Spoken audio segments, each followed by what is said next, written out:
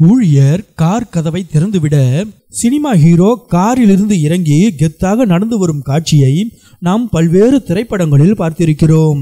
அந்த மாசான காட்சியை மிஞ்சும் அளவுக்கு நம் நாட்டின் நிஜ ஹீரோ நடந்து வரும் காட்சி இணையத்தில் வைரலாக பரவி வருகிறது.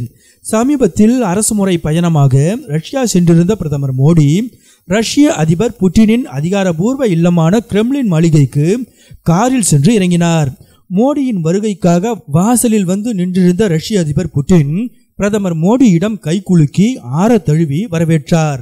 காரில் இருந்து இறங்கி வரும் மோடியின் தோரணையும் மோடிக்காக வாசலில் காத்து நின்றிருந்த புட்டினின் தோழமையான அணுகுமுறையும் பலரையும் வியக்க வைத்துள்ளது.